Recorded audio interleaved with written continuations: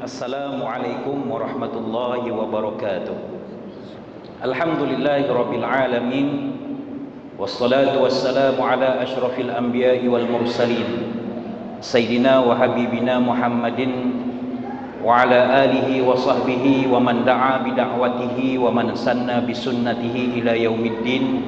Rabbana shrah lana sudurana wa yassir lana umurana wahlul 'uqdatam min alsinatina yafqahu aqwalina. Subhanaka la ilma lana illa ma 'allamtana innaka antal alimul hakim. Wala haula wala quwata illa billahil 'alil azim. Rabbi yassir wala tu'assir, Rabbi tammim bil khair. Pertamanya terima kasih Ustaz Zuhairi selaku juru acara majlis kita pada malam ini, yang amat saya hormati yang berbahagia Tan Sri Datuk Seri Syed Zainal Abidin, Syed Muhammad Tahir Nazir Masjid Al-Falah, serta seluruh ahli jawatan kuasa masjid yang saya hormati, yang saya kasihi, Al-Fadil Datuk Profesor Madya Dr. Muhammad Farid Ravi bin Abdullah, Naib Chancellor Universiti Islam Selangor, guru kita pada malam ini. Seterusnya datuk-datuk, datin-datin, tuan-tuan dan puan-puan, tuan-tuan guru, para alim ulama muslimin dan muslimat yang dirahmati Allah Subhanahu wa taala. Alhamdulillah, pertamanya kita panjatkan puji dan syukur kerana dipertemukan, dipersuakan wajah kita pada malam ini dapat bertemu mata di antara satu sama lain dalam rangka untuk kita mempertingkatkan ketakwaan kita kepada Allah Subhanahu wa taala dalam program Bicara Ilmu bersama tetamu guru kita yang kita undang pada malam ini, Datuk Profesor Madya Dr. Muhammad Farid. Mudah-mudahan perkongsian ilmu yang bakal disampaikan nanti memberi manfaat kepada diri saya dan juga kepada kita semua yang hadir secara fizikal atau yang sedang menyaksikan secara live stream menerusi media sosial Masjid Al-Falah USJ 9 ini. Tuan-tuan dan puan-puan sekalian, apabila Ustaz Zuhairi mengundang saya selaku pengemudi ataupun moderator dalam program pada malam ini, berbicara ini, saya tanya Ustaz Zuhairi apakah tajuk yang ingin dikupaskan. Lalu Ustaz Zuhairi kata tajuknya andai diberi peluang. Stop kat situ. Saya pun terfikir panjang, nak tanya nanti kata moderator ni tak kreatif pula kan. Tapi akhirnya tak sampai Datuk. Saya tanya juga, Ustaz, maksud andai diberi peluang ni maksudnya diberi peluang kahwin lagi seorang kah? Dia kata boleh juga, dia kata kan. Tapi tuan-tuan dan puan-puan sekalian, hidup kita ini kita kena tahu tujuan dan matlamat kita dulu, baru kita boleh berbicara tentang apa peluang yang kita nak rebut, apa peluang yang kita nak cari. Kalau kita tidak tahu tujuan dan matlamat hidup kita atas muka bumi ini, apapun peluang yang Allah Ta'ala berikan kepada kita, nescaya kita akan sia-siakan begitu sahaja. Sebab itu ada orang Allah Subhanahu Wa Ta'ala berikan dia kekayaan yang melimpah ruah, tapi dia tidak tahu dan tidak faham matlamat kehidupannya. Akhirnya dia mati dalam keadaan sia-sia. Sebagai contoh, Qarun yang Allah Ta'ala jadikan dia kaya, hebat, terkenal, tetapi dia sombong dengan kekayaannya. Dia tak rebut peluang kekayaan, harta benda yang melimpah ruah yang Allah Ta'ala berikan kepada dia. Akhirnya dia mati dalam keadaan kufur. Fir'aun umpamanya Allah Ta'ala berikan peluang kepadanya kuasa yang begitu besar, kehebatan, disanjung, dihormati oleh semua, tetapi dia tidak mengambil peluang dengan kekuasaan, kehebatan, kelebihan yang Allah Ta'ala berikan kepada diri dia. Akhirnya dia mati dalam keadaan dihinakan oleh Allah Subhanahu Wa Ta'ala. Dan berapa ramai orang yang Allah Ta'ala dah bagi peluang, dia banyak dah hidup atas muka bumi ini, tapi dia tidak faham tentang matlamat dan tujuan hidup ini, maka dia sia-siakan peluang itu walaupun Allah Ta'ala bagi dia peluang, bagi dia peluang, bagi dia peluang. Maka dengan sebab itu tuan-tuan dan puan-puan sekalian, yang kita nak kupas, yang kita nak tanyakan kepada Tuan Guru jemputan kita pada malam ini ialah apakah peluang yang sebenarnya yang kita nak cari? Apakah, bagaimanakah cara yang terbaik apabila Allah Ta'ala berikan sesuatu peluang kepada kita, nikmat kita hidup, nikmat kita sihat, nikmat kita boleh berkumpul, beribadah, beriktikaf di masjid, nikmat harta benda Allah Ta'ala beri, nikmat anak, pinak, suami, isteri, pasangan Allah Ta'ala anugerahkan kepada kita. Macam mana nikmat itu kita nak manfaatkan sebaik mungkin? Semua ini akan saya tanya soalan 1, 2, 3, 4 dalam tempoh masa. Ustaz Zuhairi kata pukul 9 kita berhentilah. Tak padan Ustaz Datuk Farid Rawi, dia main daripada Kuwait tu. Tuan-tuan, main daripada Kuwait tu saya duduk. Pasal isteri saya kerja dengan Datuk Farid Rawi. Dia kata, abang ni betul ke pergi forum dengan Datuk Farid Rawi? Dengar kata dia duduk di Kuwait, program-program semua dia wakil dekat pegawai-pegawai tinggi dia. Abang ni biar betul, dia kata. Betul lah, dia tak percaya tengok poster ni. Isteri pun naik confuse juga tu Datuk. Alhamdulillah Datuk. Saya nak minta Datuk jelaskan sikit, sebab sebelum kita nak masuk tajuk andai diberi peluang ni, kita semua faham dulu apa tujuan, apa matlamat Allah Ta'ala jadikan kita sebagai hamba hidup di atas muka bumi, supaya bila kita faham matlamat kita itu, baru kita bercakap tentang peluang yang disediakan oleh Allah buat kita. Bismillahirrahmanirrahim. Assalamualaikum warahmatullahi wabarakatuh. Waalaikumsalam. Alhamdulillahi Rabbil Alamin. Wassalatu wassalamu ala ashrafil anbiya'i wal mursalin Sayyidina Muhammad wa ala alihi wa sahbihi ajma'in. Subhanaka la ilma lana illa ma'allamtana innaka antal alimul hakim. Allahumma zidna ilman wa fahma wa alhiqna bis salihin. Terima kasih kepada Al-Fadil Ustaz Zakaria Osman selaku moderator untuk program Wal Bicara pada malam ini. Tidak lupa kepada kekanda saya yang berbahagia Tan Sri Datuk Sri Syed Zainal Abidin bin Syed Muhammad Tahir, Nazim Masjid Al-Falah, Datuk-datuk, tuan-tuan, puan-puan, imam-imam yang saya kasih sekalian. Pertamanya saya ingin mohon jutaan kemaafan atas kelewatan yang tidak disengajakan. Pertamanya saya baru sampai daripada Kuwait pukul 4 tadi. Sampai daripada Kuwait pukul 4, ambil beg sampai rumah pukul 5. Saya kemas-kemas dulu beg saya, sebab saya yang kena kemas. Dulu isteri ada, isteri dah tak ada, dah meninggal. Jadi saya kena uruskan semua. Pukul 6 siap-siap saya ke sini. 7.30 kalau ikutkan dalam jam bila tengok dengan kawan saya. Saya tak larat bawa kereta ni, saya ajak kawan saya bawa. Kawan saya dia buat Grab. Saya kata kau free tak, jom ikut pergi. Dia bawa saya. Dalam kereta masa mula-mula tengok pukul 6 tu, dia tunjuk pukul 7.10 sampai. Saya kata ngam lah, kamat kita boleh masuk, rakaat tu boleh masuk lah saf. Sekali sampai sini 7.40. Tak boleh percaya juga ni waste ni punya timing. Dia masa tu dia bertambah, dia increase kerana jam. Yalah, orang pun balik kerja hari Jumaat, kena pula hujan. Saya tak faham, orang kata Malaysia ni inflasi susah, tapi kereta semakin banyak atas jalan raya. Dia tidak diterjemahkan kesusahan melalui kepayahan orang. Kalau ada negara miskin, memang kereta kurang. Orang naik motor, naik kenderaan-kenderaan yang serbi sederhana.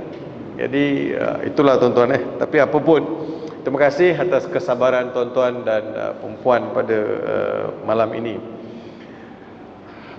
Apakah cara terbaik untuk kita buat persiapan sekiranya ada peluang yang diberikan lagi? Apakah cara terbaik? Cara terbaik saya tak ada. Saya tak tahu cara terbaik. Tetapi boleh saya cadangkan beberapa pandangan, beberapa perkara yang secara kolektif kita lihat nanti, adakah perkara-perkara ini boleh dijadikan sebagai panduan. Sebagai manusia, Allah jadikan kita ada matlamat. So setiap matlamat ada tujuan dia, macam mana capai matlamat tersebut. Dan bila saya lihat matlamat ini, dia ada dua, matlamat khusus dan matlamat umum. Ataupun matlamat yang namanya umum, matlamat khusus lah, dua ni. Matlamat umum, apa yang Allah Subhanahu Wa Taala mahu. Matlamat khusus yang tuan-tuan cipta sendiri. Betul kan? Matlamat umum, Allah jadikan saya sebagai hamba dia. Jelas dalam surah Az-Zariyat, وَمَا خَلَقْتُ الْجِنَّ وَالْإِنسِ إِلَّا لِيَعْبُدُونَ. Aku tidak jadikan jin dan aku juga tidak jadikan manusia melainkan menjadi hamba kepada aku. So kita semua tahu tujuan manusia dijadikan untuk menjadi hamba kepada Allah Subhanahu wa taala. Pernah tak tertanya kenapa Allah sebut jin dulu? Wa ma khalaqtul jinna wal ins. Pernah tak tertanya tuan-tuan? Kena tanya. Lepas ni tanya, kenapa jin dulu manusia kemudian? Sebab Allah jadikan jin dulu. Cerita kalau dalam Quran, bila Allah sebut mengenai kejadian, Allah akan sebut jin dulu. Sebab mengikut tertib kejadian atau urutan kejadian, jin dijadikan dulu, manusia dijadikan kemudian. Tapi dalam urutan ahli syurga, Allah akan sebut manusia dulu, jin kemudian. Sebab manusia lebih ramai masuk syurga daripada jin. Manusia lebih ramai masuk syurga daripada jin, walaupun bilangan jin itu lebih ramai daripada manusia. Jadi Allah Subhanahu wa taala jadikan jin, Allah Subhanahu wa taala jadikan manusia, tidak ada alasan lain, semata-mata untuk menjadi hamba dia. Liya'budun. Ya'budun tu kita ekstrak, kita keluarkan perkataan ya'budun. Tinggallah abd. Ain badal, abd. Kita semua hamba. Ya'budun adalah proses, adalah perbuatan. So untuk menjadikan saya ni seorang yang memenuhi citra ciptaan Tuhan, maka saya kena ada sifat penghambaan. So saya nak jadi hamba Allah. Bagaimana saya nak jadi hamba Allah? Saya mesti tahu macam mana jadi hamba Allah. Maka Allah pun antarlah Rasul dan Nabi. Antar Rasul dan Nabi. Rasul guide kita. Rasul bantu kita untuk kenal Allah Subhanahu wa taala. Macam mana saya nak sembahyang? Nabi yang ajar saya. Sebab malaikat ajar kepada Nabi SAW, kemudian Nabi ajar kepada manusia, kepada umat baginda Rasulullah SAW, macam mana nak solat. Subuh 2 rakaat, Zuhur 4 rakaat, Asar 4, Maghrib 3, Isyak 4. Jadi solat ini Nabi ajar. So ini salah satu cara untuk ibadat. Satu. Keduanya, apa lagi ibadat yang lain? Quran Allah bekalkan kepada Nabi Muhammad sallallahu alaihi wasallam. Kemudian Nabi Muhammad mengajar manusia halal dan haram. Jadi datangnya Nabi Muhammad sallallahu alaihi wasallam untuk menjelaskan kandungan Al-Quran, supaya macam mana yang dikatakan sebagai menjadi hamba Allah itu benar-benar menepati kehendak Allah Subhanahu wa taala. Tidak ada lagi dah ijtihad. Maksudnya manusia tak boleh diijtihad. Duduk dalam gua, duduk dalam gua seseorang, dia kata ini ijtihad saya untuk beribadat kepada Allah. Tak boleh. Dia mesti ibadat ini ada tata tertib dia, ada cara disempurnakan atau cara dilaksanakan ibadat. So yang itu kita mesti tahu melalui Nabi Muhammad sallallahu alaihi wasallam. Dia dalam perbahasan ulama, di antara Imam Syafi'i dengan Imam Abu Hanifah. Kalau saya nak ajak tuan-tuan lihat, Imam Abu Hanifah dengan Imam Syafi'i dalam isu berkaitan dengan tahsin wa taqbih. Tahsin wa taqbih ini adalah topik yang besar, awal-awal ulama bincang dalam kitab-kitab usuluddin, yang membicarakan perihal bagaimana manusia dapat membezakan perkara baik dan buruk. Tahsin daripada hasan, baik. Taqbih daripada perkataan qabih, buruk, tak elok. So macam mana manusia dapat membezakan yang mana baik, yang mana buruk?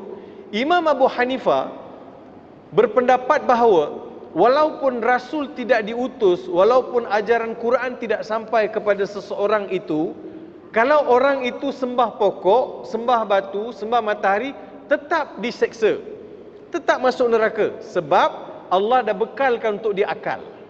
Akal boleh membezakan mana baik, mana buruk, mana yang patut buat, mana yang tak patut buat.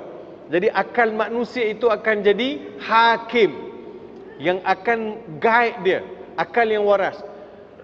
Sebab itu, kalau akal itu waras, mustahil dia akan membiarkan diri di sembah pokok.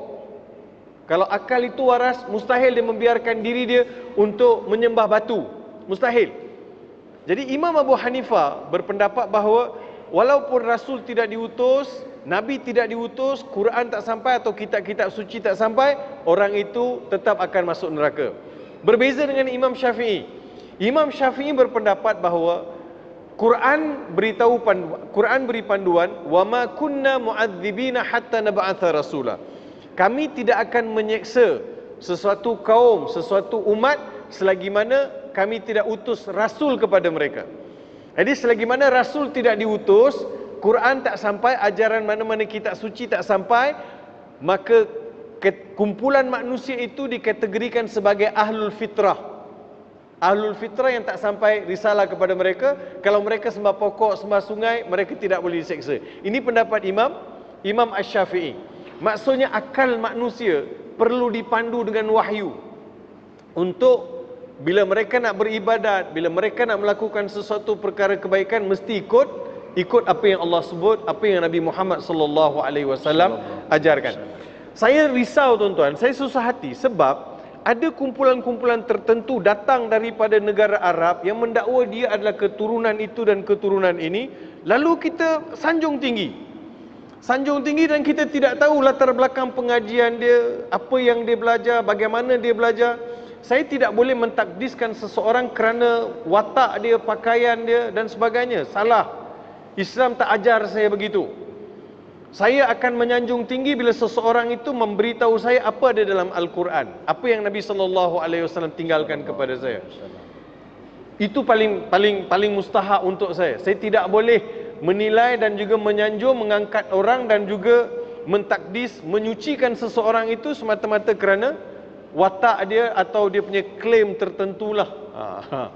Lalu orang kita pun ikutlah pergi mana orang tu pergi, duduk dalam gua, kita tunggu dekat luar gua. Awak belajar engineering first class honors, takkan you tak boleh fikir benda tu? Come on lah. Akal kan? Akal patut boleh fikir. Saya mesti dalam Islam ini itu dia punya panduan. Tuan-tuan, saya bila terima Islam, saya baca Quran dulu sebelum saya Islam. 1990 bila ustaz cerita kat saya kisah-kisah Nabi sallallahu alaihi wasallam. Apa saya buat? Saya cari balik buku yang berkaitan dengan kisah Nabi Ibrahim ni, saya baca. Ustaz cerita tapi saya baca juga kisah tu daripada kitab-kitab yang disebut. Ada ayat-ayat Quran yang diterjemahkan mengenai kisah Nabi Ibrahim alaihissalam. Saya nak tahu fact dia. Sebab bila saya nak beribadat, saya mesti tahu dia punya fact dia. Ini nasihat saya kepada tuan-tuan yang kadang-kadang they don't have any shortcut way to enter the heaven. Kalau tuan-tuan rasa ada jalan singkat atau ada jalan shortcut, jalan pintas untuk masuk syurga, tak ada. Tiba-tiba nak masuk dengan jalan shortcut kerana orang ni tak boleh. Tak ada. Nabi SAW ibadat sampai bengkak-bengkak kaki. Nabi tahu Nabi akan masuk syurga. Baik Nabi tak payah ibadat sampai bengkak-bengkak kaki. Betul atau tidak? Kenapa Nabi ibadat sampai bengkak kaki? Isteri Nabi tanya, Allah dah ampunkan dosa mu wahai Rasulullah, yang akan datang, yang sekarang, yang akan datang, semua telah dihapuskan. Tapi kenapa beribadat sampai bengkak-bengkak kaki? Baginda jawab, afala an akuna abdan syakura. Salahkah kalau aku nak jadi seorang hamba yang bersyukur? Jadi Nabi Muhammad SAW melihat syukur kepada Allah Subhanahu wa taala ialah mengabdikan diri, mentaati perintah Allah Subhanahu wa taala dan buat lebih daripada apa yang Allah Subhanahu wa taala suruh. Yang fardu itu sudah dilaksanakan, kemudian yang amalan sunat. Itu Nabi Muhammad sallallahu alaihi wasallam.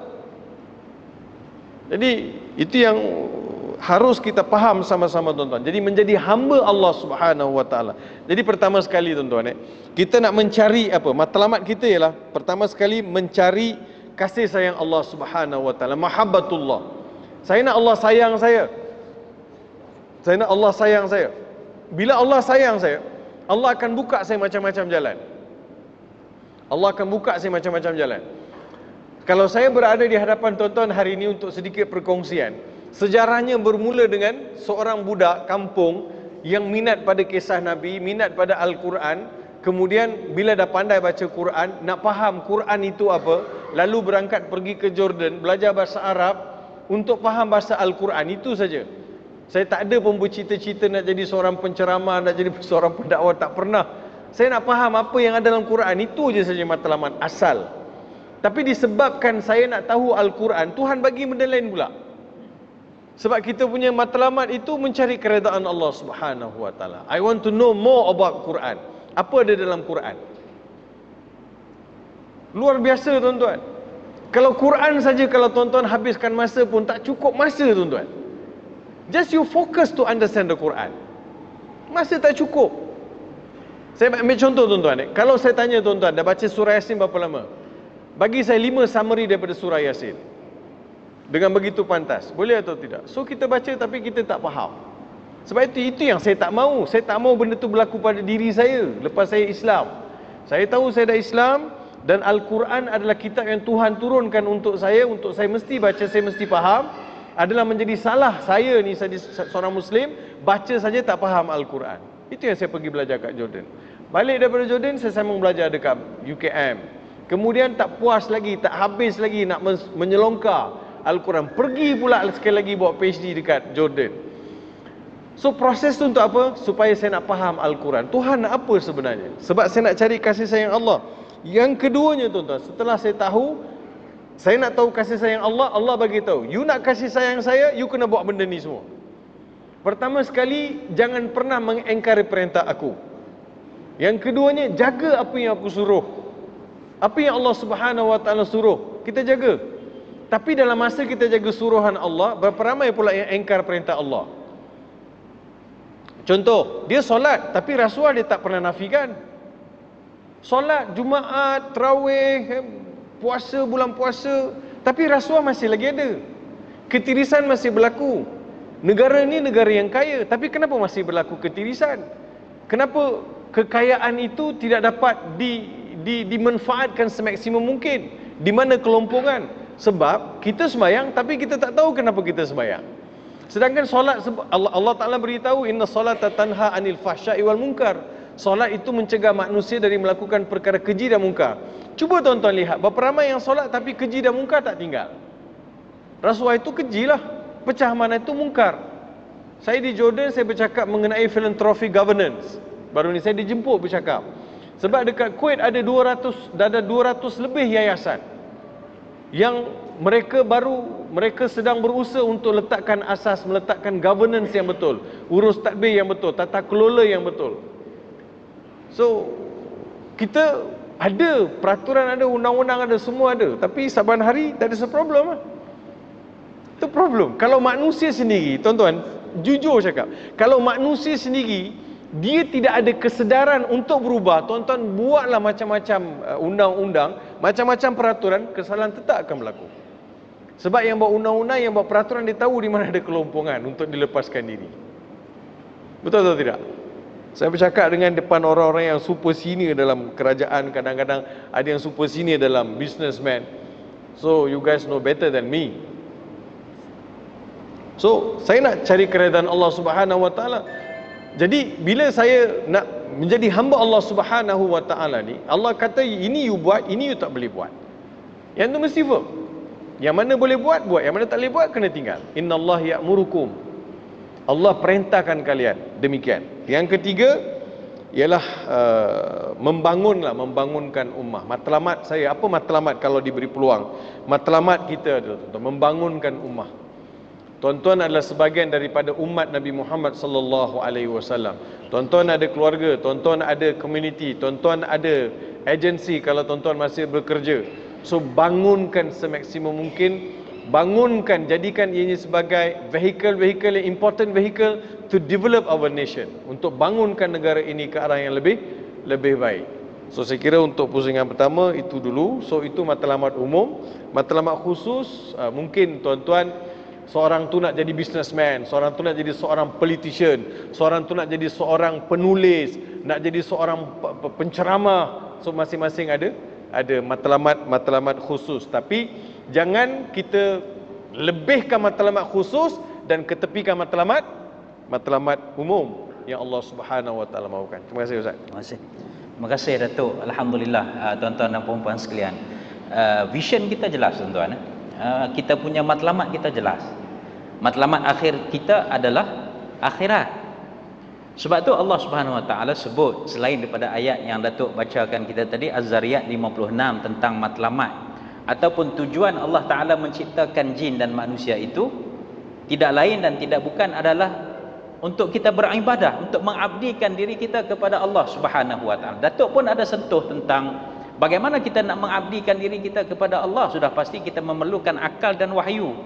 bagi memandu dan membimbing kita mencari kebenaran dan keredaan Allah Subhanahu wa taala. Tapi ada satu lagi ayat yang biasa kita baca setiap malam, iaitu dalam surah Al-Mulk ayat yang kedua. Allah Taala kata allazi khalaqal mauta wal hayat. Allazi khalaqal mauta wal hayata liyabluwakum ayyukum ahsanu amala. Iaitulah Allah yang menciptakan mati dan hidup. Yang ni tadi Datuk tanya kan, kenapa Allah Taala sebut jin dulu baru sebut manusia? Saya baru tahu itu Datuk jawapan tu. Serius. Ayat ini yang saya baca ni tadi, saya pun terfikir juga, kenapa Allah Taala sebutkan mati dulu? Allazi khalaqal maut, mati kemudian hidup. Adakah ada maksud di sebaliknya? Kita nak kena tanya Datuk, sebab Datuk dia PhD, dia pakar dia dalam bidang tafsir Al-Quran. Mungkin Datuk nak sikit. Terima kasih. Kita ambil topik itu terus. Dalam surah Al-Mulk kita tengok dia punya frame surah itu. Dulu kita tengok frame dia. Nama surah tu surah Al-Mulk, surah yang membicarakan mengenai kekuasaan Allah Subhanahu wa taala. Dalam Al-Quran dia ada mulk, dia ada malik, dia ada malik. Kalau surah Al-Fatihah tuan-tuan bacakan, Maliki Yaumiddin, riwayat Hafs an Asim. Riwayat Warsh baca Maliki Yaumiddin. Malik, Malik Yaumiddin. Dua-dua adalah Quran, dua-dua mutawatir, dua-dua disampaikan oleh Jibril kepada Nabi Muhammad sallallahu alaihi wasallam. Malik bermaksud yang memiliki. Malik yang memiliki. Malik yang menguasai. Malik yang memiliki, Malik yang menguasai. Dua-dua riwayat itu menyempurnakan makna kekuasaan Tuhan. Dialah yang menguasai, dialah yang memiliki. Manusia ni dia boleh memiliki, belum tentu dia menguasai. Boleh jadi dia menguasai tapi belum tentu dia memiliki. Tapi kesempurnaan kekuasaan Tuhan, Allah nak beritahu Malik Yaumiddin, Malik Yaumiddin, dialah memiliki, dialah menguasai hari pembalasan. Untuk menjelaskan dialah memiliki, dialah menguasai pembalasan, datanglah surah Al-Mulk sebagai more elaborate, nak di-elaboratekan lagi. Lalu tabarakalladzi biyadihil mulku wa huwa ala kulli syai'in qadir, alladzi khalaqal mauta wal hayata liyabluwakum ayyukum ahsanu amala. Allah nak beritahu manusia asalnya mati, tak ada. Dia tidak diwujudkan, roh dia itu belum ditiupkan lagi, mati. Dan tuan-tuan harus perhatikan juga kalimah khalaqa, khalaqal mauta. Allah jadikan mati. Maksudnya mati itu adalah makhluk. Mati itu sendiri adalah makhluk yang Allah Subhanahu wa taala ciptakan. Jadi mati itu diciptakan dahulu, hidup itu diciptakan kemudian. Allah nak beritahu dari sudut susun aturnya, dan kelak manusia akan kembali balik dalam keadaan mati. Hal ata 'alal insani hinun minad dahri lam yakun syai'an madhkura. Jadi itu je. Terima kasih Datuk. Kita nak bagi laluan azan seketika dan kita akan sambung selepas ini. Alhamdulillah, tuan-tuan, puan-puan, para jemaah yang dirahmati Allah Subhanahu wa taala. Insya-Allah kita akan sambungkan sedikit lagi perbincangan kita tentang tajuk kita pada malam ini, andai diberi peluang, bersama dengan Datuk Profesor Madya Dr. Muhammad Farid Ravi Abdullah, Naib Chancellor Universiti Islam Selangor, yang sebelum ini nama College Universiti Islam Antarabangsa Selangor. Ya, saya ingin lanjutkan sedikit apa yang ingin saya sampaikan seketika tadi tentang ayat kedua daripada surah Al-Mulk, allazi khalaqal mauta wal hayata liyabluwakum ayyukum ahsanu amala. Allah Taala menceritakan kepada kita dalam ayat ini tentang kenapa Allah Taala menjadikan mati dan hidup itu. Tujuannya adalah untuk melihat ataupun nak uji, tengok siapakah yang terbaik amalannya di kalangan kita ini. Tuan-tuan, ada ahli tafsir yang mengatakan bahawa ahsanu amala itu bukan ibadah, bukan sembahyang, bukan puasa, bukan zakat. Ahsanu amala yang disebutkan dalam ayat ini adalah berkait rapat dengan hubungan manusia dengan manusia. Hablum minan nas. So bagaimana kalau kita, kehidupan kita, kalau ibadat sembahyang, puasa, itu untuk diri kita sendiri, untuk manfaat diri kita sendiri. Tetapi kalau ahsanu amala itu, sebaik-baik amalan itu adalah bagaimana hubungan kita dengan manusia, bagaimana peranan yang Allah Ta'ala berikan kepada kita. Tak kiralah siapa pun kita, seorang ustaz ke, bagaimana amalan, hubungan dia dalam menguruskan kehidupan atas muka bumi ini. Apabila seorang itu diberikan peluang sebagai hartawan umpamanya, bagaimana dia menggunakan hartanya itu untuk menjadi seperti seorang hartawan yang paling baik.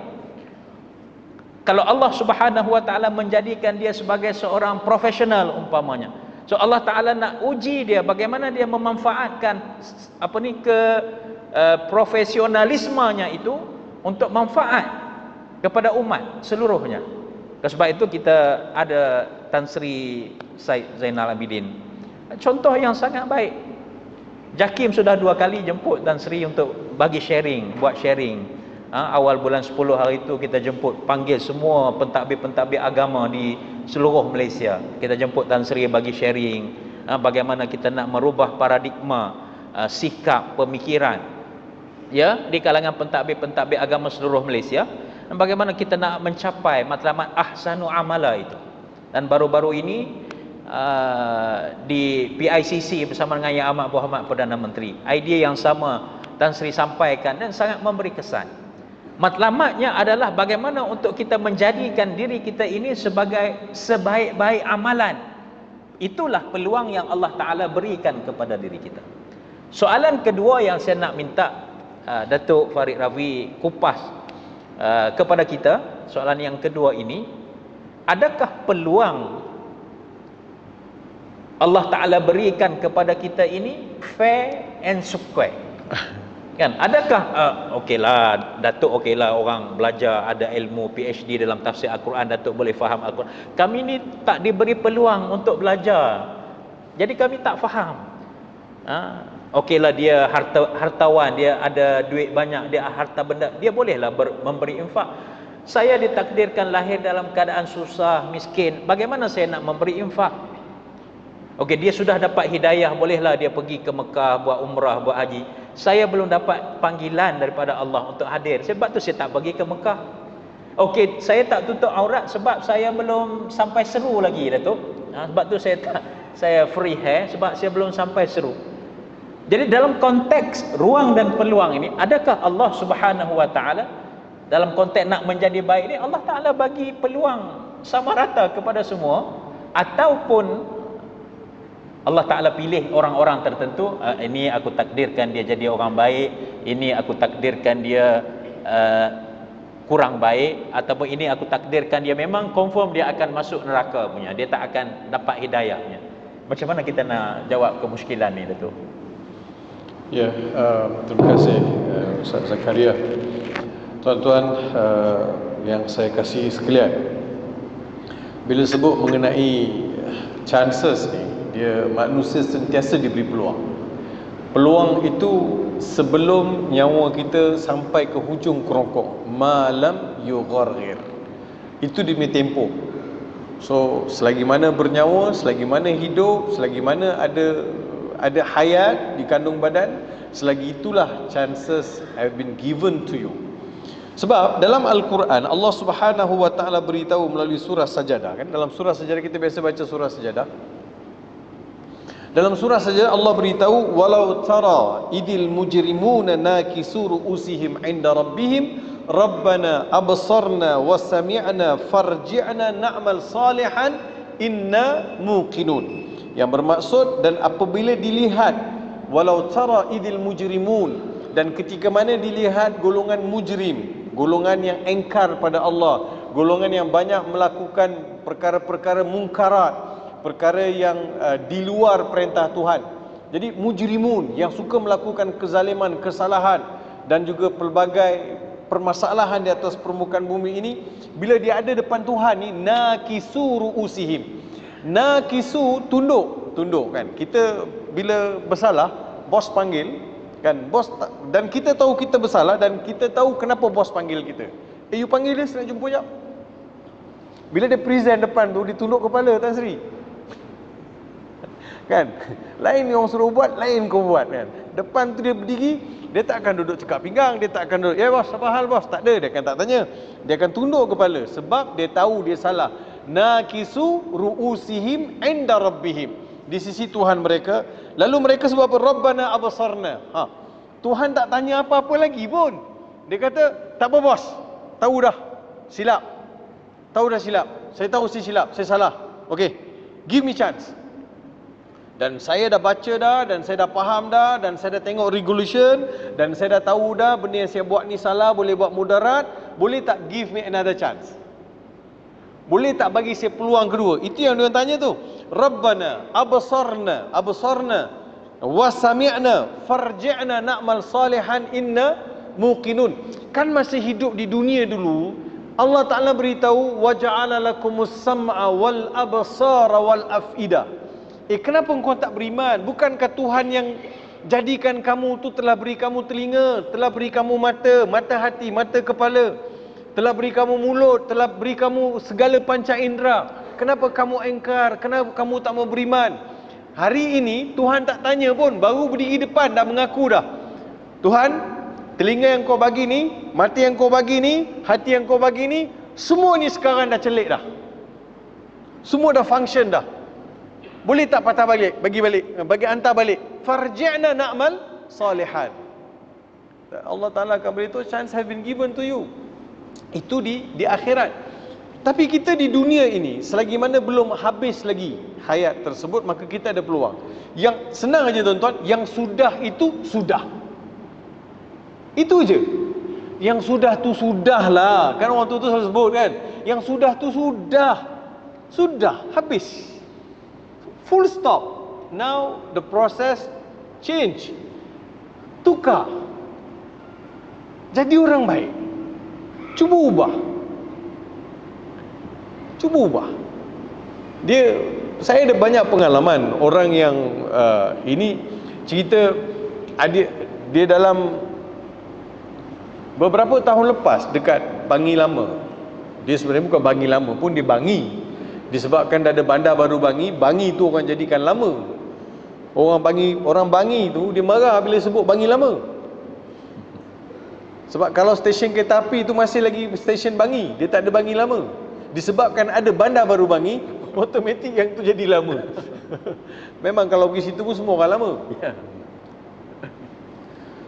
Saya pergi pasar beli sayur. Saya seminggu sekali suka pergi pasar malam tu, suka beli sayur. Sayur dia segar-segar. Saya dah beli sayur, ni cerita betul. Nak hantar kat bonet kereta, datang seorang abang lelaki Melayu dalam lingkungan umur 50-an. Dia approach saya. Dia kata, "Assalamualaikum Ustaz." "Assalamualaikum." Saya kata, "Waalaikumsalam." Dia tak dekat sangatlah dengan saya, tapi dia dalam 1 meter macam tu jarak berdiri dengan saya. Mata dia merah. Dia kata, "Ustaz, sebenarnya saya nak minta nasihat. Tapi sebelum tu saya minta maaf Ustaz, saya sedang mabuk sekarang ni. Mungkin Ustaz pun dapat bau mulut masam ni." Dia kata mulut masam. Dia tengah mabuk. "Isteri saya Ustaz dah minta fasakh. Minggu depan akan dibicarakan. Saya tak nak berpisah. Jadi boleh tak Ustaz nasihat saya?" Saya kata, "Saya nasihat macam mana kau tengah mabuk? Yang tak mabuk pun nasihat tak dengar, ni pula mabuk." Tu orang kata pir mabuk. Nak nasihat macam mana? Saya kata, macam inilah saudara. Sekarang saudara dalam keadaan tak berapa conscious, tak berapa sedar, tak berapa sedar. Jadi apa kata, besok kita jumpa. Tapi jumpa saya masa tu you tak mabuk lah. Kena janji. So jumpa, saya nasihat dia. Dalam setengah jam saya jumpa. Saya nasihat dia. Saya kata, hasulah balik diri you. Fikir anak isteri you. Fikir rezeki yang Tuhan bagi. Dan berjumpa dengan saya pun ada satu ketetapan Tuhan. Tuhan takdirkan untuk jumpa saya.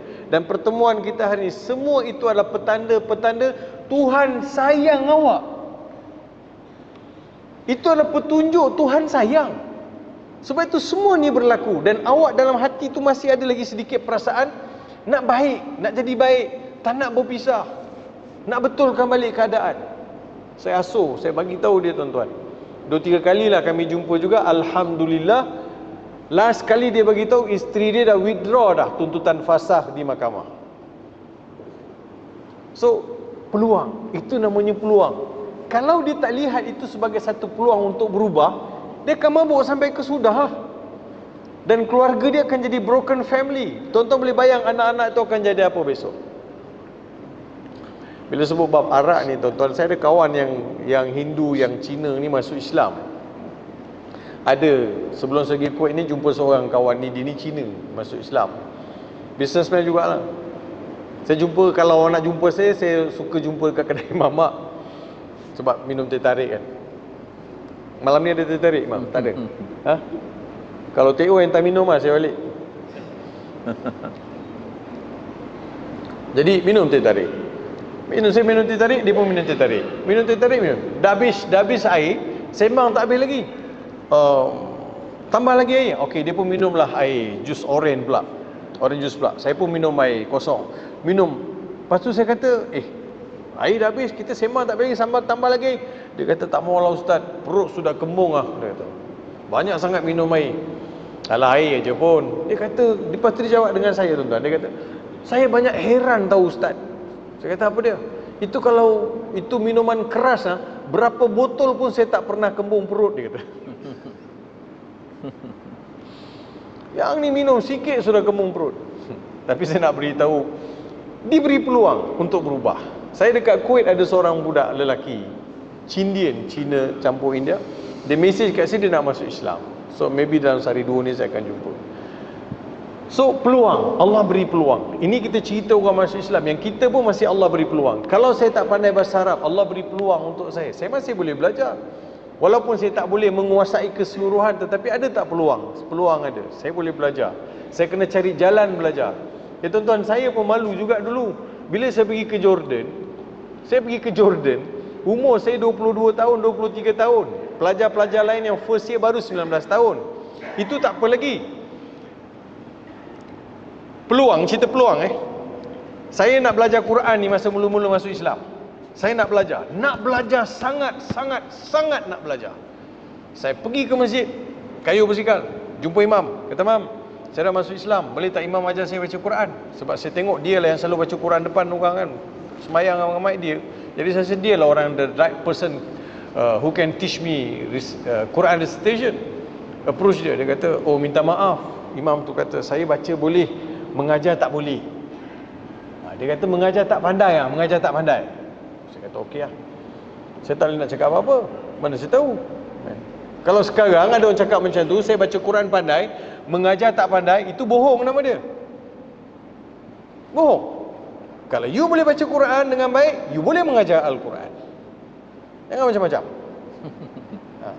Yang pandai baca Quran dalam masjid ni, baik buat mentoring system. Lepas ni, Tazri, buat mentoring system, coaching. Ada kawan yang masih lagi dia slow, merangkak sikit kan. Jadi bagi dia coaching. Yang pandai, kau berdua-dua je kat ujung tiang tu. Sunnah Nabi baca dengan Jibril. Berdua-dua ni sunnah tuan-tuan, baca Quran. Laki berdua-dua tu sunnah. Ni sunnah yang betul, yang tu salah faham, susah. Saya pergi ke masjid, jadi imam cakap macam tu. Jadi bila saya tanya kat imam, kalau imam dah tak boleh mengajar, siapa yang boleh ajar saya? Mengajar baca Quran. Imam kata, ada surau kat ujung kampung kita, ada imam kat situ, dia ada buka kelas mengaji.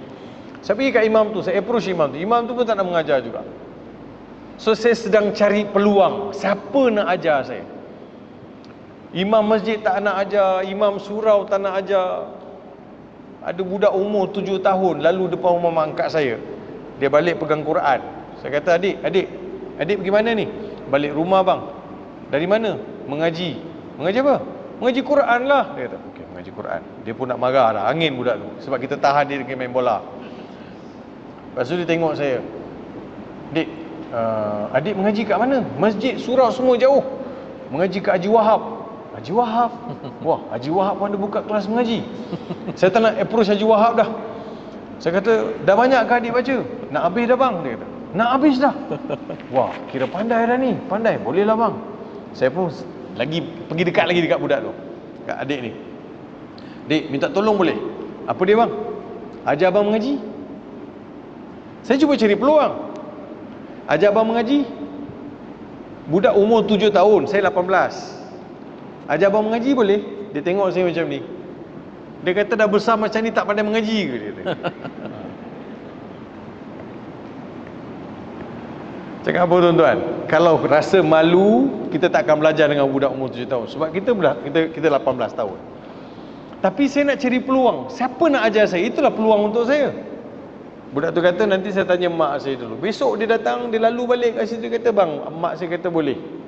Dia ajar saya setiap hari, without miss. Sabtu Ahad je dia tak ajar. Dia sacrifice masa dia main bola dengan kawan-kawan dia. Budak petang nak main kan, dia sacrifice masa tu, dia ajar saya Quran. An, in, un, ban, bin, bun, tan, tin, tun. Dia ajar saya. Kadang-kadang dia mengajar ni, jujur tuan-tuan, dia mengajar, saya tengok dia hingus meleleh, masuk balik, meleleh masuk balik. Budak 7 tahun. Tapi saya nak tengok apa sekarang? Nak tengok dia ajar Quran ke tengok benda lain? Jadi dia yang nak ajar saya. So peluang. If you talk about chances, there's a chance lah. Nak ke tak nak? Allah dah hantar depan mata you. Saya boleh buat pilihan lain, tapi itulah pilihan terbaik. Hujungnya, budak ni mengajar saya without miss, 3 bulan saya dah boleh baca Quran. 3 bulan. Dia ajar saya setengah jam, saya akan ulang kaji 3 jam. Dia ajar saya setengah jam, saya akan ulang kaji 3 jam. Kita lambat nak baca lancar ni sebab kita pergi kelas mengaji, lepas tu kita balik simpan. Kita lepak kedai minum lagi lama. Jangan cakap tak ada tuan-tuan. Tahu nampak sangatlah. Masa lepak dengan kawan-kawan, sembang kawan-kawan seronok. Tapi bila buka Quran, mula menguap. Ujian. Nak buat macam mana? Saya diajar saya setengah jam, saya ulang kaji 3 jam. Setiap hari tukar muka surat. Lepas 3 jam, 3 bulan dah boleh baca Quran dah. Peluang tak? Peluang. Jadi hujungnya, saya nampak hikmah Tuhan. Allah nak beritahu, Farid, guru Quran kau bukan imam masjid tu, bukan imam surau tu. Guru Quran kau, aku hantar budak umur 7 tahun. Sebab budak tu tak ada dosa, bersih. Quran tu bersih. Engkau baru masuk Islam, kau pun bersih. Jadi kombinasi itu menjadikan segalanya mudah. Quran itu. Jadi tuan-tuan, itu peluang, nak cerita peluang. Saya pergi Jordan, dapat peluang pergi Jordan, pergi. Ada peluang pergi. Saya bila first saya masuk program kat radio, TV, radio ni tuan-tuan. Saya punya first program dalam media, Radio Selangor, RMS, Radio Malaysia Selangor. Masa tu arwah Dr. Zainuddin. Dia dulu masa tu dia presiden ini college Kisda lah, masa tu Kisda, College Islam Darul Ihsan. Dia tak boleh pergi, dia bagi telefon saya, dia kata, Syekh, entah ganti anak boleh tak hari ni dekat mimbar Jumaat di RMS, Radio Malaysia Selangor. Saya kata, boleh ke doktor? Entah boleh, entah baca je hadis Arba'in Nawawiyah. Itulah saya punya permulaan masuk radio, masuk media. Daripada situ RTM pick up, kemudian Jakim pula pick up. So bila orang bagi saya peluang, kalau hari itu saya kata, saya tak berani lah, tak nak lah, tak mau lah, sampai ke sudahlah saya tak belajar. Sama juga jadi khatib. Mula-mula orang offer saya khatib.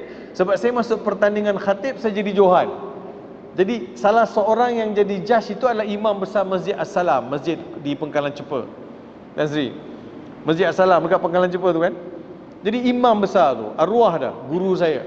Dia kata, Farid dah menang, jadi minggu depan Farid baca khutbah dekat Masjid As-Salam. So chance, peluang. Boleh tak saya kata saya tak nak? Boleh je. Tak nak lah, takut lah, tak nak lah, tak boleh. Tak, saya kata peluang. So bila sebut peluang, Allah beri kita banyak peluang. Jangan kata kita tak ada peluang.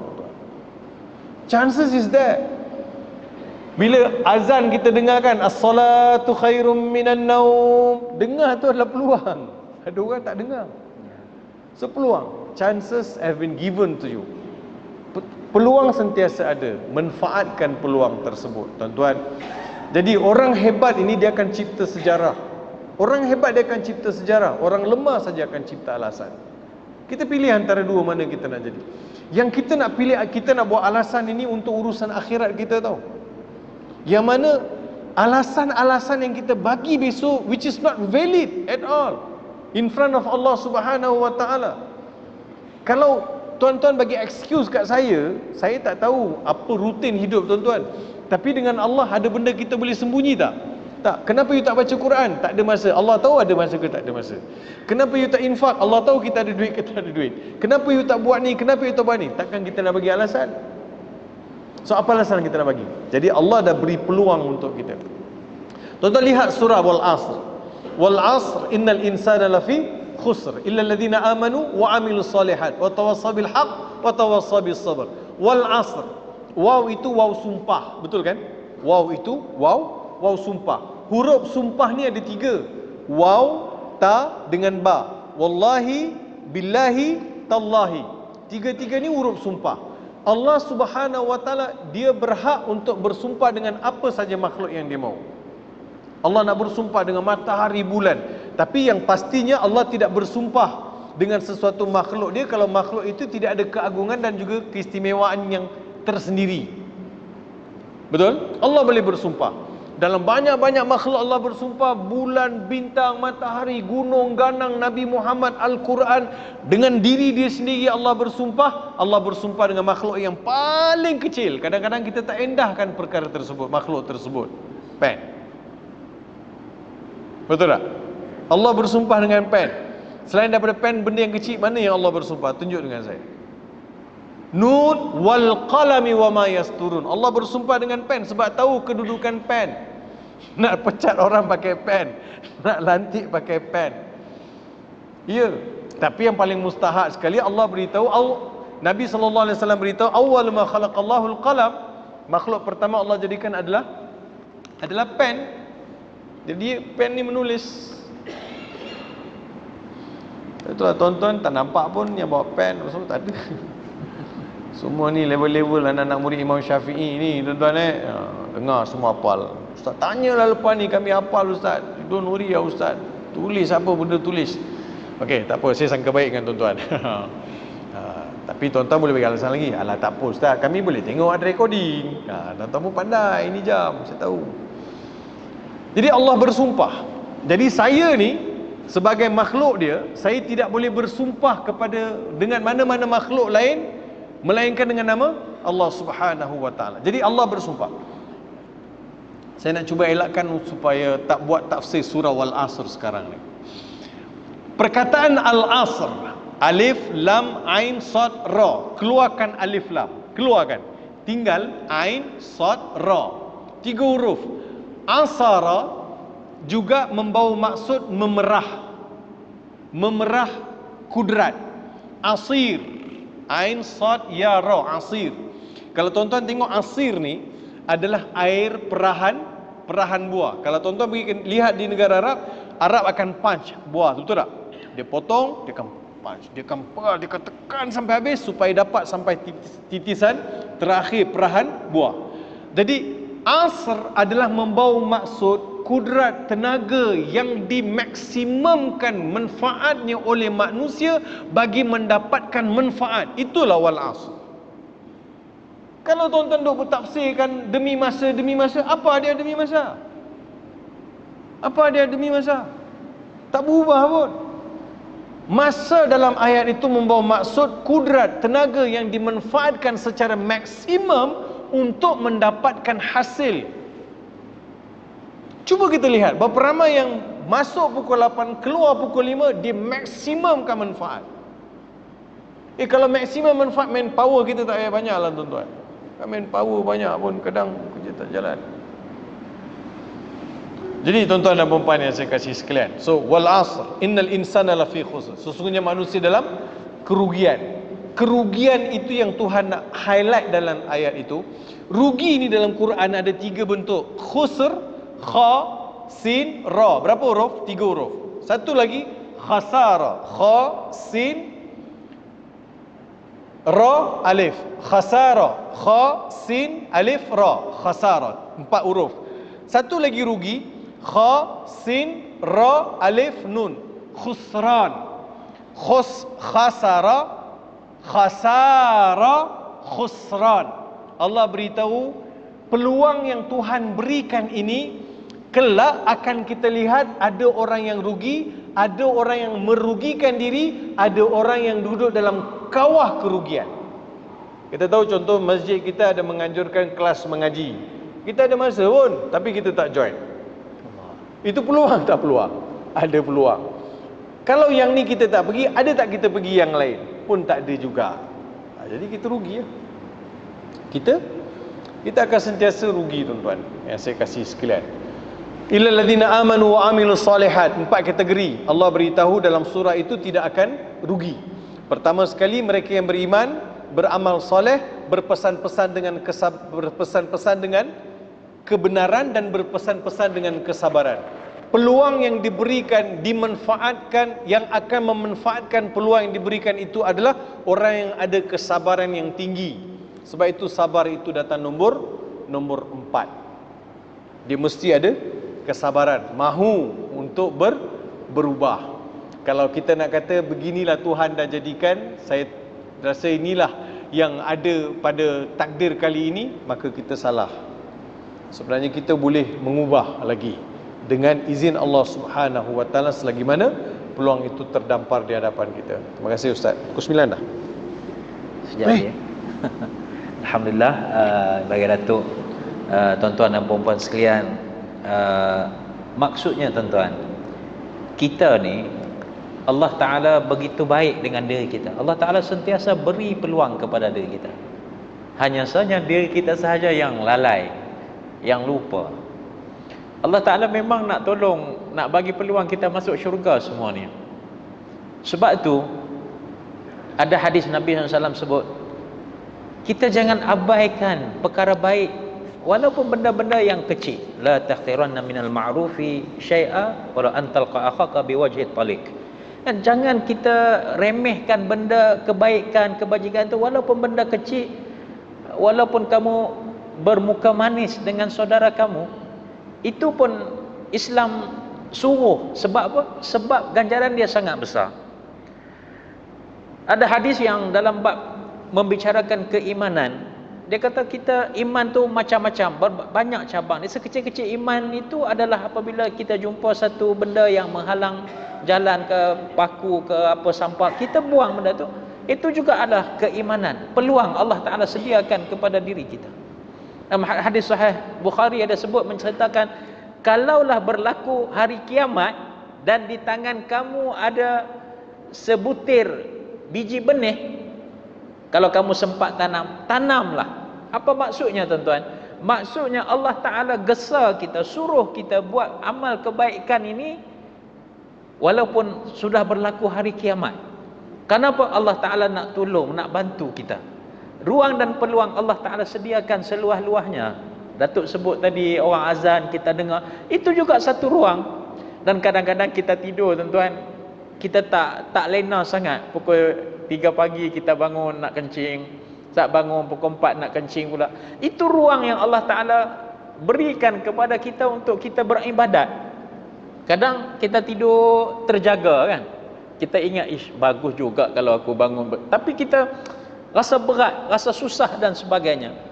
Peluang Allah Ta'ala, kita beli rumah kediaman kita dekat dengan masjid.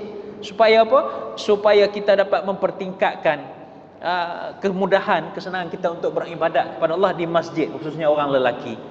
Semua ruang ini Allah Ta'ala berikan kepada kita, cuma kita yang lalai. Alhaakumut takatsur. Allah Ta'ala cerita bagaimana sifat orang lalai kan. Dia duduk sibuk dengan kehidupan dunia ni. Alhaakumut takatsur, dia terhalang untuk melakukan kebaikan, kebajikan. Hatta zurtumul maqabir. Sedar-sedar kita dah duduk dalam kubur, baru kita sedar, Allah, aku dah mati rupanya. Aku tak sempat lagi nak buat benda-benda bekalan untuk aku bawa kepada hari akhirat. Tuan-tuan dan puan-puan sekalian, kita ada lebih kurang 15 minit saja lagi. Mungkin tuan-tuan yang nak bertanya kepada Datuk Farid Rawi, tuan-tuan boleh ada kertas, ada pen. Saya nak bagi peluang tuan-tuan boleh tulis dan sampai ke depan ini kalau ada. Ataupun kalau tuan-tuan tak bawa pen, tak bawa kertas, tuan-tuan hantar WhatsApp ke dekat Ustaz Zuhairi, dan Ustaz Zuhairi boleh sampaikan kepada saya. Dan sementara itu, kalau ada soalan, saya nak tanya soalan yang kedua terakhir lah, kedua terakhir. Nak minta Datuk bagi sedikit tip, bagi sedikit panduan bagi diri yang suka tertangguh-tangguh ataupun suka menangguh-nangguh peluang yang dihidangkan oleh Allah Subhanahu wa taala. Berlaku kepada diri kita semua kadang-kadang, tapi kita tak apalah, aku masih bekerja, nak sibuk bekerja, nanti tunggu aku pencen besok baru aku nak pergi ke masjid. Kan? Orang bagi peluang dekat kita lantik ahli jawatan kuasa, bagi orang lain lah. Sedangkan itu peluang, kita tangguhkan peluang itu. Jadi boleh Datuk bagi tip, bagi panduan, semangat sikit untuk kita mencari keredaan Allah SWT dengan peluang yang dihidangkan. Terima kasih Ustaz Zakaria. Pertama sekali, bertangguh ni adalah satu, semoga ia menjadi nasihat untuk saya juga, untuk kita sama-sama lah. Bertangguh ini adalah satu tabiat ataupun satu perkara yang tidak sewajarnya berlaku dalam masyarakat Islam Muslim. Pertama sekali, ada kata-kata hikmah Arab menyebut bahawa la tu'ajil amal yawm ilal ghad. Jangan pernah kalian menangguhkan kerja sesuatu perkara yang perlu lakukan pada hari ini sampai hari esok. Sebab apa? Sebab besok kita tak tahu apa pula akan jadi. Siapa yang dapat menjamin bahawa besok dia akan ada lagi, dia akan hidup, dan besok dia ada kelapangan lagi, dia boleh buat. Sebab irtanim khamsan qabla khamsin. Rebut 5 perkara sebelum datang 5 perkara. Rebut. Pertama sekali ialah masa muda kamu sebelum tua kamu, masa lapang kamu sebelum sibuk kamu, masa sehat kamu sebelum sakit kamu, masa kaya kamu sebelum miskin kamu, masa hidup kamu sebelum mati kamu. Jadi 5 perkara yang disebut sebagai harus kita rebut. Harus kita rebut masa muda kamu sebelum tua kamu. Jadi sebab itu Nabi SAW ni baginda ada riayah khasa li syabab wa syabatil muslimin wal muslimat. Nabi SAW ada perhatian khas kepada pemuda dan pemudi dalam agama Islam. Sebab itu kita tahu di masjid, di surau ada jawatan kuasa ataupun biro pemuda, ya, yang akan terlibat untuk menarik minat generasi muda sama-sama join program-program atau aktiviti-aktiviti yang dianjurkan oleh masjid. Yang kedua tu penting tadi. Maksudnya faraghaka qabla syughlik. Masa lapang sebelum sibuk. Banyak pengalaman, saya pun ada pengalaman, saya rasa tuan-tuan pun ada pengalaman. Bila hari ini kita kata, besok ada masa. Besok kita tak tahu apa pula kesibukan kita. Saya ni sepatutnya malam ni saya dah kena check in dekat hotel tamu, sebab saya ada retreat 3 hari dengan entiti di bawah Universiti Islam Selangor. Saya ada Kuisel, saya ada COE Center for Excellence, dan saya juga ada Yayasan UIS, saya ada Pusat Zakat, Pusat Wakaf. So 3 hari saya nak retreat, saya nak redesign balik untuk 2024 ataupun 5 tahun akan datang ni, apa dia punya achievement. Saya nak susunkan beberapa strategi yang penting. So ini mustahak. Saya ingatkan balik boleh rehat 2 hari, rupanya tak boleh. Ingatkan lapang, tak lapang. Masa dekat hotel, dekat Kuwait, saya tak buat pun nota. Saya kata nantilah buat nota, nanti buat nota. Tapi ujungnya sejam setengah tu buatlah juga nota sikit. Jadi Allah Subhanahu wa taala menjadikan ini sebagai salah satu bukti bahawa bila ada masa kita mesti buat. Contohnya baca Quran. Ada masa kita baca Quran. Ada masa besok kita tak tahu. Kalau hati tu terdetik pada masa tersebut, buatlah tuan-tuan. Besok kita tak tahu. Saya tengok contoh, saya ambil contoh kan. Infak kan. Kadang adalah bawa 10-20 ringgit dalam kocek ni saja bawa. Bukan kata kita ni pemurah, tapi kotlah ada orang yang kita terdetik hati nak bagi. Terdetik hati nak bagi. Kan dah bagi, dah jumpa orang tu nak bagi, kejap lagi lah bagi. Nak bagi orang tu kejap lagi. Sampai kesudah orang tu dah balik, kita pun tak tahu nak cari orang tu dah. Kan tadi elok boleh bagi di depan, you tak bagi pun. So itu maksudnya jangan bertangguh. Jangan bertangguh. Kalau boleh buat pada masa tersebut. Sebab peluang ni tak selalu datang kepada kita untuk lakukan. Sebab itu kadang-kadang tuan-tuan, kalau orang datang nak minta bantuan kepada kita, ataupun orang datang minta tolong kepada kita, kita jangan pernah terfikir bahawa kenapa you datang jumpa saya, you tak pergi jumpa Nazir ke, you tak jumpa biro kebajikan ke, kenapa jumpa saya? Adalah sebab Allah hantar dia kepada you. Ada sebab dia datang pada saya. Pertama sekali nak uji iman saya, nak lihat apa respon saya kepada orang yang datang jumpa saya. Jadi itu adalah peluang Allah Subhanahu wa taala nak berikan untuk saya supaya saya buat kebajikan. Allah beri peluang untuk saya buat kebajikan. Kadang orang susah lalu depan saya tengok aja, Allah beri saya peluang untuk bantu orang tu. Saya kenal satu keluarga yang susah, Allah kenalkan saya supaya saya dapat bantu. Tuan-tuan, kat rumah saya sekarang dah ada kucing 7 ekor. Saya cerita kucing aja. Cerita kucing. Saya balik kerja, berhenti dekat traffic light, kereta berhenti dekat traffic light, saya dengan driver, berhenti traffic light. Saya kalau balik kerja, saya tak buka aircon. Jangan tuan-tuan ingat, wow, Ustaz Farid saving company money. Tak, sebab dah petang kan, satu hari duduk aircon, saya nak nature with angin pula. Buka tingkap, duduk kat traffic light, ada bunyi anak kucing. Miau bunyi anak kucing. Saya tanya kat driver saya, mana bunyi anak kucing tu? Kat traffic light tu Datuk. Saya turun kereta sebagai ambil kucing tu dah ada semut kat badan dia. Ambil kucing tu, bawa balik rumah, mandikan kucing tu. Soalan saya pada diri saya, kenapa perlu saya dengar bunyi kucing? Pelik tak? Kenapa saya kena dengar? Kenapa bunyi tu sampai kat telinga saya? Bila sampai ke telinga saya dan saya nampak kucing tu sedang struggle, saya boleh buat pilihan tinggalkan, tapi Allah akan lihat saya, tuan-tuan. Farid, kau tak ada kesian kat binatang tu kan?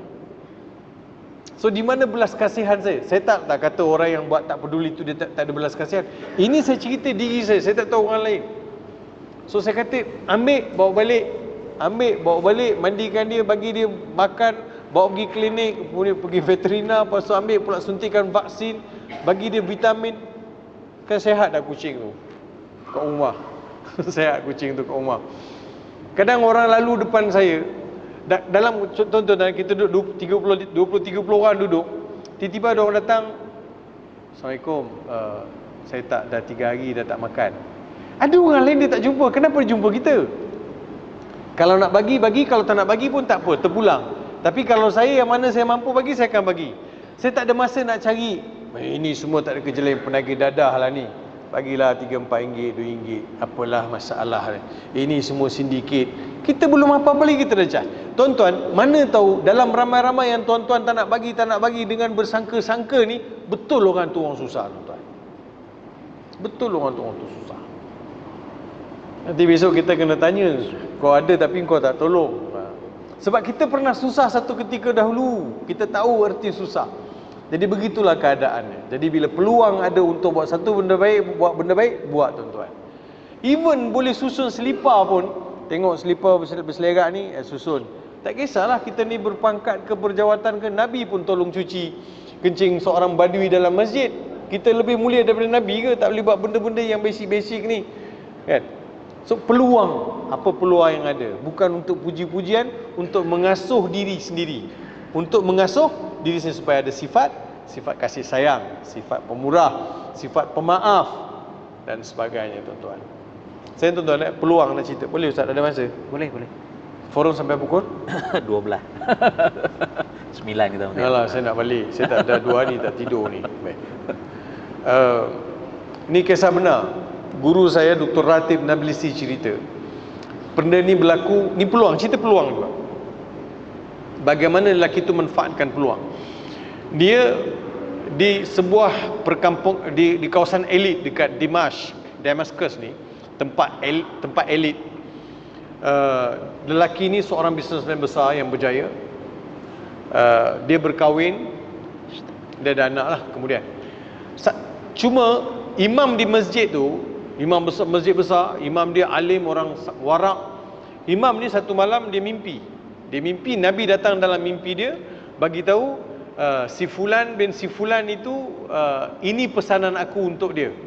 Tolong sampaikan kepada dia, kata baginda Rasulullah kepada imam ni. Imam ni terfikir besok lepas solat subuh, imam pergi carilah hamba Allah ni. Pergi rumah dia, bagi salam, duduk dengan dia. Dia pun bagi syai, teh kan, bagi minum syai. Lepas tu ya imam, apa hajat imam datang. Imam ni kata, aku ingin tahu satu benda.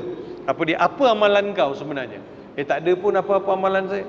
Bukan apa, malam tadi aku mimpi, Nabi datang dalam mimpi aku, Nabi beritahu supaya aku sampaikan kepada engkau satu berita. Tapi aku takkan sampaikan berita ni selagi mana engkau tak bagi tahu apa amalan kau. Susahlah macam ni. Lelaki tu kata tak ada apa amalan saya, tak ada apa. Tak mesti ada amalan. Sesuatu amalan yang kau buat, orang lain tak boleh buat. Kau pernah buat. Apa amalan dia? Kau kena bagi tahu dulu.